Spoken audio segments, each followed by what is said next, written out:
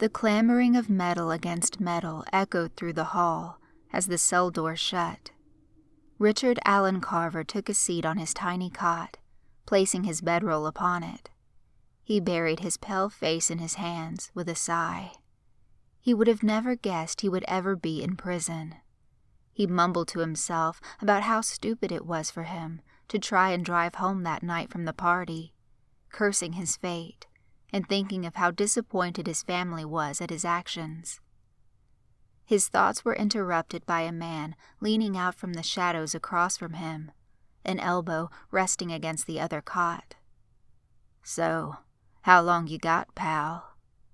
The voice was cold, emotionless. Richard looked up from his hands, his eyes coming to rest upon his new cellmate. The man had dark hair that receded at the hairline. Dark, wrinkled bags hung under each dim, blue-gray eye, and a thick beard clung to his chin. There was a faint smile playing on the man's lips, but Richard had a terrible feeling that he should not trust him. He had only heard rumors about the kind of people he would meet in here, and he was not sure just how true they could be. Not sure yet. Still awaiting the trial," Richard responded. The man sat up on his bed, hands clapping down on his knees. "Well, what did you do?" "I was driving home from a party, had a bit to drink, hit this car and some people got hurt," Richard responded weakly. "Is that all?" the man said with a laugh. "Yeah, don't really want to talk about it anymore," Richard said as he spread out his bedroll and prepared for sleep. The man laid back down, his form fading back into the shadow that hung over that side of the bed. "If you say so, but it gets lonely in here. You're going to want to talk eventually." The night was filled with random noises that kept Richard awake. When the guards came to retrieve them for breakfast, he struggled to keep his eyes open. This mattered little to the correction officers that pushed him down the hall toward the cafeteria. He was directed through a line and given a metal tray. He slid down the line and attempted to pick something he thought was edible. It was a mash of things he could not discern, so he simply took the same thing the person ahead of him had.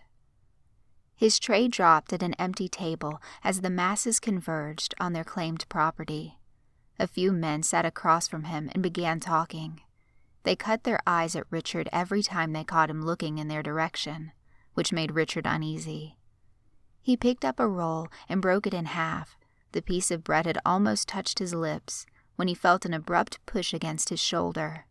His face turned slowly, his gaze falling on a hulk of a man, covered head to toe in tattoos.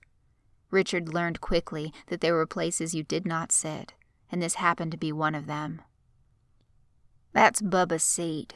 Remember that," the smaller of the two heckled. He rose quietly from his seat, the men around him laughing hysterically.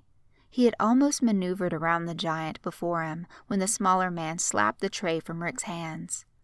His food scattered on the floor, the tray clanging like an alarm to everyone within earshot. The rest of the room joined in on Richard's humiliation. He leaned down, picked up his tray, and returned it to the station to be cleaned. He simply stood by the exit and waited to be escorted back to his cell. When the door shut on him again, his cellmate leaned forward again to greet him. Richard did not respond and simply lay back on his bed. He was hungry, but there was nothing he could do for it. The sound of his hunger growled out into the tiny space, and he grasped at it in an attempt to silence it. The man behind him laughed a little, which only made Richard feel worse. He fought back the urge to cry, knowing that he could not let himself be seen any more weak than he already had. Richard could not afford to put that kind of target on his back. "What's your name, anyway?" the man said. Richard hesitated, still not sure how close he should get to anyone in here. "Richard." "You might want to shorten that to Rick and stop acting like a priss, or you're going to keep having little altercations like that," the man responded. "What do you know?" Richard barked. Well, I've been in here a long time, and I've seen a few things. The voice still seemed to mock Richard. Richard rolled over to look at his cellmate. So, what's your name then? The guy leaned closer and smiled. Folks call me Pitch, then stuck out a hand for a shake. Richard let his hand rest in Pitch's, shaking it. The grip had been far stronger than he imagined. When he released, his hand felt like ice. Richard rubbed at his fingers for a moment, looking Pitch up and down. He still didn't feel like he could trust this guy, but maybe he could at least talk to him. It would get boring fast if he kept to himself the whole time. Richard faked a smile and leaned back on his bed, while Pitch went back to reading a book in silence. Later that day, during their yard time, Richard walked past most of the groups and attempted to keep to himself. Eyes watched him intently. Murmurs erupted from tightly knit groups of men. Richard tried to listen, but he could barely make out a word. None of them approached, and some of them seemed to scatter when Richard came within a few feet of them. The whole yard seemed to have their eyes on the newest inmate, but he had no idea why. That night, before lights out, the guards came to Richard's cell, removing him from it, and began tossing his things about. He was told they were looking for contraband, and that if they found anything, he was being sent down to solitary. They found nothing in his cot, but there was a sharpened toothbrush hidden within the stuffing of Pitch's pillow. Richard was instantly cuffed and taken to confinement, begging for an explanation the whole way. He insisted that the toothbrush was not his, and that it belonged to his cellmate. The guards laughed at the notion and tossed Richard into an even smaller cell. He pounded on the door and demanded to be let out, but he received no response. The following day, Richard was escorted to a conference room where his attorney was waiting. He sat across from the well-dressed man and immediately asked for information regarding the trial. He learned at that moment his date had been pushed back due to additional charges. Richard's eyes grew wide as his attorney detailed how he had been charged with the attempted murder of a fellow inmate, a Brian "Bubba" Wells. He instantly began denying the allegations, stating it had not been him, but his cellmate, Pitch. He screamed that the guards had found the weapon in the other man's bunk, but shoved him into solitary. His attorney assured him that he would investigate the claims and do his best to absolve him of the alleged crime. When Richard was allowed back to his cell, Pitch lay on his bunk, reading another book. His cellmate looked up at Richard as he entered. Richard waited for the guards to leave and slowly took a seat across from Pitch. His mind swirled with possible reactions. He wanted to be angry, and he wanted to know what was going on, but he could not fly off the handle. If Pitch had really stabbed Bubba, then there was no reason he would not do something similar to him. "Why'd you try to kill Bubba?" he finally said. "I don't like bullies," Pitch said as he peered over his book. "Why do they think I did it?" Richard responded. "Haven't the foggiest." Pitch, not seeming concerned, as he turned a page. This was not a good enough answer for Richard, but he doubted he would get the truth. He simply turned away from his cellmate and tried to sleep. It took hours, laying there, listening to the rustling of the pages in Pitch's book. The sound seemed to grow louder the longer he listened. It echoed in his head until Pitch finally sat the book down and went to sleep himself. Richard was finally able to doze off not long after, his mind still consumed by confusion. Over the next weeks, the rumors spread, and within a month Richard had become the biggest monster within Cade County Prison. The rumors even leaked through to the guards, and Richard found himself being transferred to D Block, which housed some of the worst criminals imaginable. Pitch waved goodbye, with a sickly grin, as Richard exited the room he had called home for the last month. He was placed in a cell by himself, the men around him keeping their distance. He took a seat on his new bunk, seeing the one across from him empty. He sat quietly amongst their whispers and curious stares for a while, before a scrawny-looking man across the hall called out to him. "Psst! Hey, you!" he said. Richard did not even look up. "What?" "Did you really kill your last cellmate?" he quizzed. "No, and I didn't stab Bubba," Richard said in an irritated tone. "Not what I've heard," the man said, a smirk rising from one side of his mouth. "You shouldn't believe everything you hear," Richard replied, before turning to lay back on his bunk. That night, as Richard lay staring at the ceiling of his dark cell, a noise like a dripping faucet caught his attention. He turned to the small sink across from him, but there was no water. The water within the commode bowl showed no sign of movement. He leaned closer to be sure, and from the other side of the room, Pitch dove from the adjacent bunk. The man's body landed heavy over Richard, pinning him to the bed. He screamed for help, but no one came. Pitch simply smiled as he lowered himself toward Richard's face. Dark droplets slowly trickled from Pitch's nose and eyes. It rolled down his face before dropping onto Richard's. When Richard had thought the horror had reached its peak, Pitch's mouth opened and a shower of the same black fluid was released all over Richard's mouth. Richard tumbled from his bunk, still gagging and trying to catch his breath. He searched the room, but Pitch was not within it. When he searched his bed, there was no sign of the black substance that he was sure had been vomited all over him just seconds before. He looked out from the cell, asking anyone who could hear him if they had seen Pitch just moments ago. He received only angry insults and impolite suggestions to go back to bed. Richard sat back on his bunk, rubbing at his temples. He thought for a moment and decided it must have been a nightmare. He laid back down and tried to sleep, but the scene kept playing through his head. He was still staring at the ceiling when the guards came to retrieve him for breakfast. Within the mess hall, a group of men was harassing a new inmate. Richard collected his food and watched from across the room. A feeling of pure rage bubbled up inside him as he watched them shove a small man around the cafeteria and toss his food in the trash. Before he could think, he was across the room and driving his metal tray deep into the side of the head of one of the men. His left foot rose and dropped hard against the kneecap of another, sending both crumpling to the floor. The remaining men ran in fear as Richard stood over the one who had been attacked.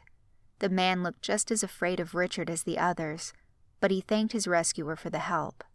As Richard turned to walk away, he felt liquid seep down from his nose. When he wiped it with the back of his hand, it revealed an inky black smear. When he returned to his cell, the tiny book that Pitch had always been reading lay neatly on his pillow.